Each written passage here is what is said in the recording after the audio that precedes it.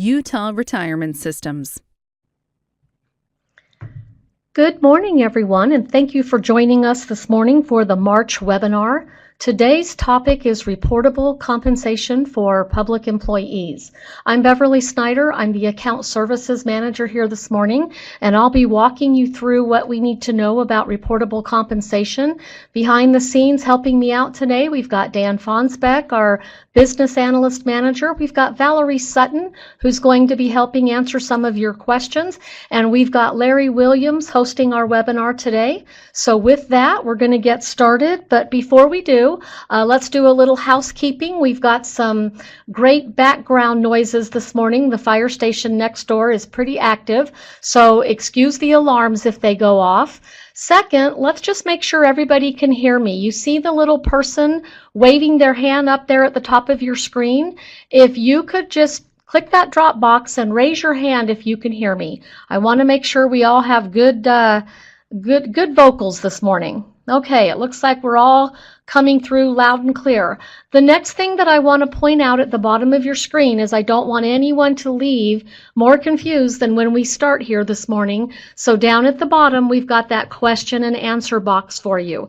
If we go through the presentation and you have questions along the way, please go down and type in your question. We've got Val in the background that's going to help answer any questions that you may have. Before we get started, one more thing I really want to emphasize regarding today's webinar. I will only be talking about reportable compensation for public employees. This webinar is going to be a two-part. In March, I will be covering the public employees, and then if you tune back in for the April webinar, Connie Ventura Smith, our compliance auditor, is going to cover everything you need to know about the public safety and the firefighters. Okay, so let's get started with reportable compensation. The first place that I want to point you to as a reference, if you have questions regarding what is retirement eligible, reportable salary, and what's not, if you go to the URS website, we have that employer guide out there for you. If you go into that knowledge corner and go down to your publications, right there it's going to be for you. In the reportable compensation section of the employer guide, you get this really pretty compensation table. And I've got the yellow arrows there for you because, again, I want to emphasize we are only talking about public employees today.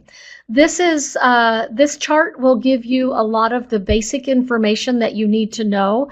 If you go to this chart and you don't get the answers you need, then you pick up the phone and you call any of us and let us help you. With that, let's get into some reportable compensation. First of all, regular earnings. In the public employee system, this is an easy one. We all know that your regular earnings, what you earn every day for coming to work and doing your job, is reportable. We'll move on to the next one, overtime. Now, again, don't confuse overtime with public safety and firefighters. With the public employee system, overtime would be reportable. The basic rule of thumb for your public employees is that you are reporting all of their earnings. So as we go into comp time, if I build up comp time and then I take a few days off using that leave time, that is reportable because it's an earning that I have gotten for doing my job. Extra work for extra pay. This one can have a tendency to confuse people sometimes because if I work for you as an accountant and I'm eligible, but then on the summertime I come in and mow the grass for you, is that grass mowing money reportable? The answer to that is it's considered extra work for extra pay, and it is an earning that I'm doing a job for you, the employer, and therefore, yes, that extra work for extra pay would always be reportable. Even if I'm doing it in the same job, maybe I work for you and as an accountant, but in the evenings I teach an accounting class for you to other team members, all of those earnings would be reportable. Cost of living increases, whether you give them at a lump sum at the end of the year or if you give them throughout the year, cost of living increases will always be reportable. Any questions on these? I want you to type in your questions as we go. I know that all of the employers have unique situations, and we try to fit these topics to cover as many as we can. But if you have a unique situation, jump in and give me your questions. Okay, the next one. Would you report a sign-on bonus? Let's play with this one a second. If you think that a sign-on bonus is reportable, go up there and raise your hand again for me. Let's play with this one a second. Would a sign-on bonus be reportable? Okay, I'm getting a lot of hands being raised, and you are all correct. A sign-on bonus would be reportable. That's an earning that you're giving the employee for coming in and doing their job. So again, classify that as an earning. What about retro pay? Retro pay would be maybe you forgot to pay me my full salary, or maybe you wait till the end of the year to see where your budget lands, and if you're under budget, you might go back and give everybody a little bit of a pay raise and make it retroactive. The answer to retro pay is absolutely yes, that is reportable. Now, if you do retro pay, I'm just going to give you a side note. If you decide to do retro pay and you're going to take it backwards, don't add that to your current file coming into our office. Retro pay is one of those things that you would want to contact your account analyst and have them adjust it per pay period going back. But yes, retro pay is reportable. Okay, what if you offer shift differentials? Yes, shift differentials, that's still an earning that I am making for doing my job, and therefore shift differentials are reportable. Next, we have holiday pay. Everybody knows, yes, holiday pay. Click that, raise that hand for me. We all know that holiday pay is reportable. Very nice. Love to see the hands going up. You would always report holiday pay. Next, we have vacation and sick leave. This is kind of a no-brainer, I think. You would always report, just like the holiday pay, you are always going to report your vacation and sick leave time. Again, that's an earning that I get for doing my job. Now let's get a little bit tougher here. Let's go into some tricky ones. How about bonuses? Everybody raise your hand if you think bonuses are reportable. Public employees, I'm hoping to see every hand go up, because bonuses of any type for public employees are always going to be reportable. It doesn't matter if it's a year-end bonus. It doesn't matter if it's a Christmas bonus. It doesn't matter if it's a birthday bonus. If you're providing a bonus and adding it to your employee's pay, that's an earning, and that will always be reportable in the public employees' reportable compensation.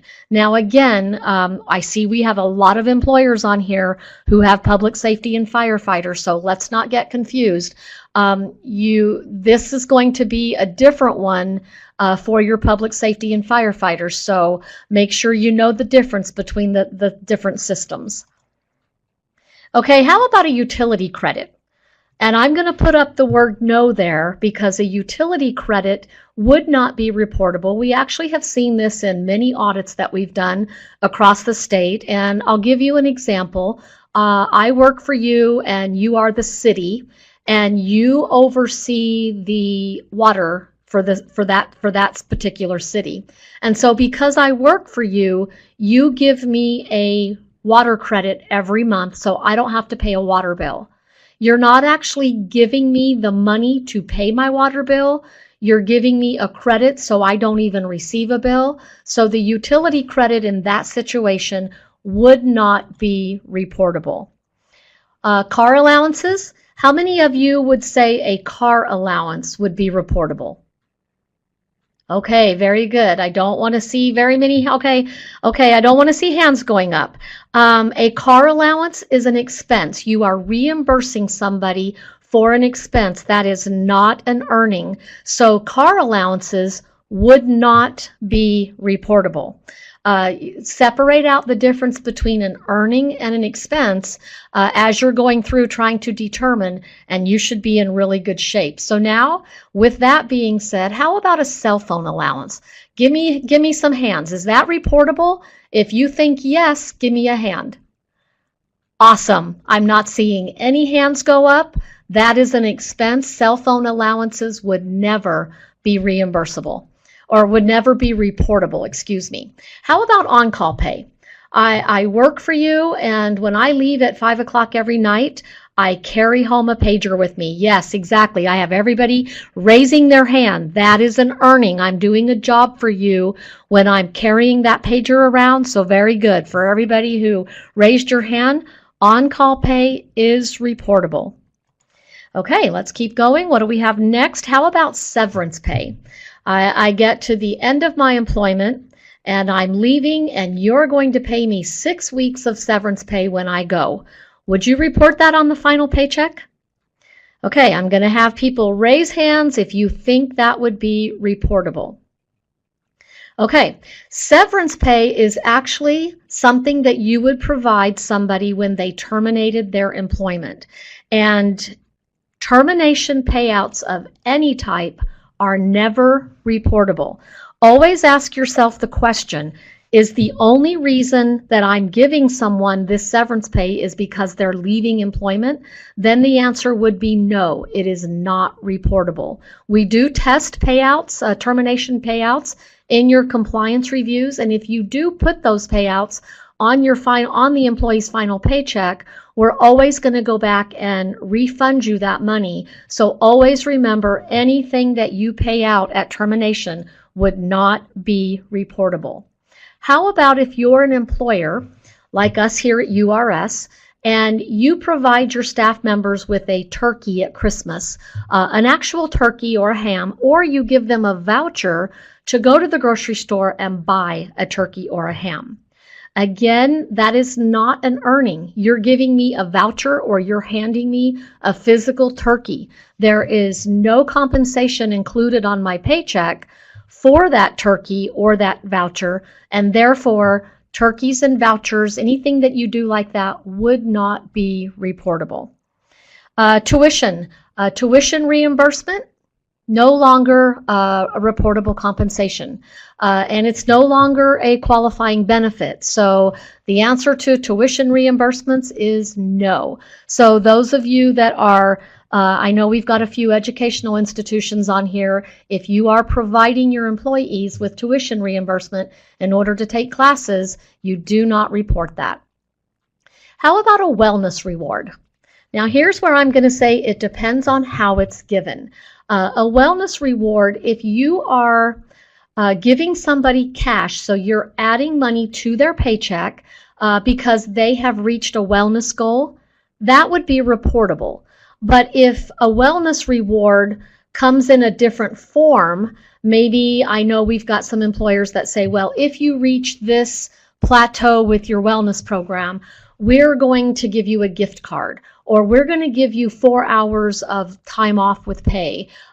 So wellness rewards, I'm going to say it depends on how you give them. If you give them in a cash form, that would be reportable. If you give it in any other form, then it would not be reportable. How about a gym membership? How many of you think a gym membership would be reportable? Let's raise our hands again. And again, here's where I'm going to go up and I'm going to say, very good. For those of you who didn't raise your hand, you're waiting for my, it depends on how it's given. Same concept as the wellness rewards. If you have a nice, beautiful gym and you go over to the gym and you buy memberships for all of your employees and you come back to the office and hand everybody a card and say, you now have a gym membership over here, that's not in a cash form, so it would not be reportable. But if you say, Bev, I'm going to add $100 to your paycheck so you can go buy your own gym membership, you're giving it to me in cash form and it now becomes reportable.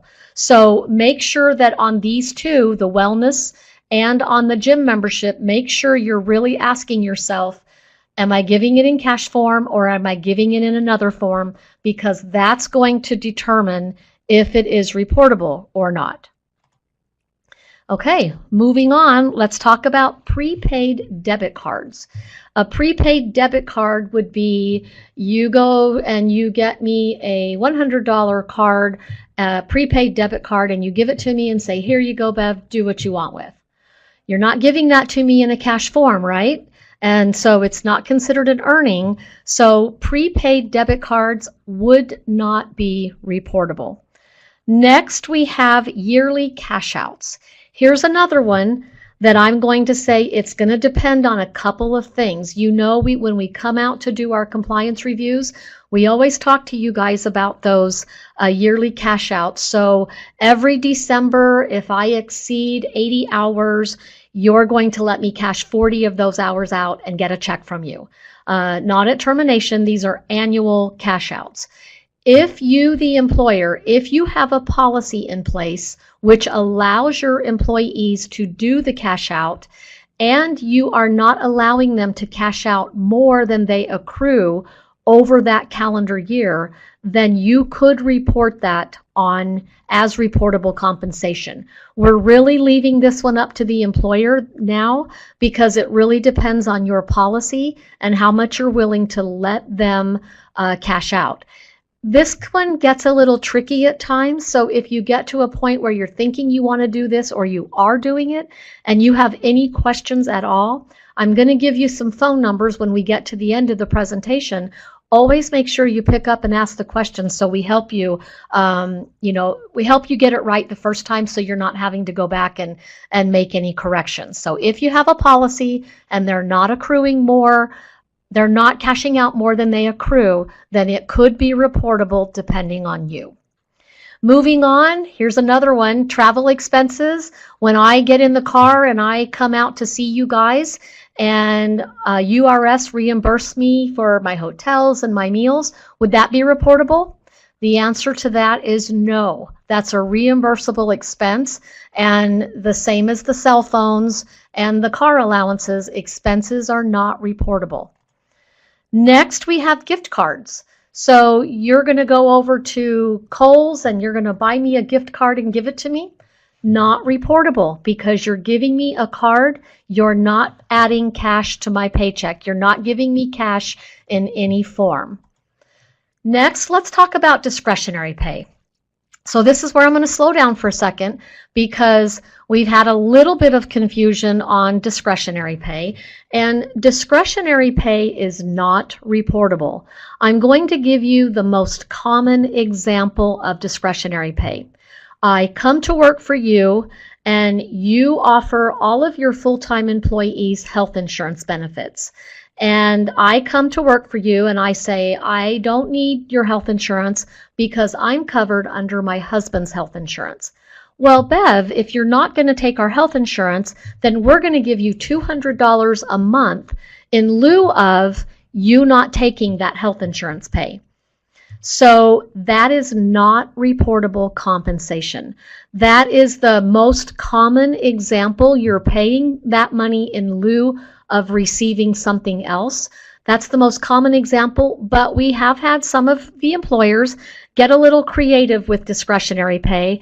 And what I would advise here is if you've got a pay code that you're thinking that you want to call discretionary, before you dive in and just start not reporting it, make sure we clarify a little bit of information so that we don't have to put you through a painful process of correcting it down the road. We've had a couple of examples of things I've seen on the road is people will classify bonuses as discretionary pay. A bonus is an earning, it's not discretionary pay. So just be careful with what you label as discretionary pay. Let's see what we have next. How about a uniform allowance?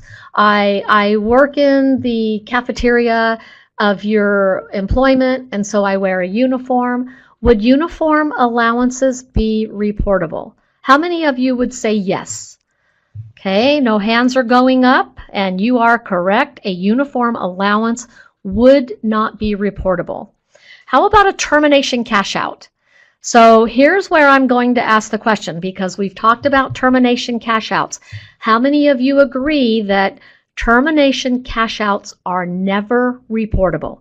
Give me some hands going up. Okay, there we go. We've got it. Termination cash outs, again, if you're cashing something out because they're leaving employment, you can add it to their gross salary, but it would not be included as reportable compensation. Next, we have stipends.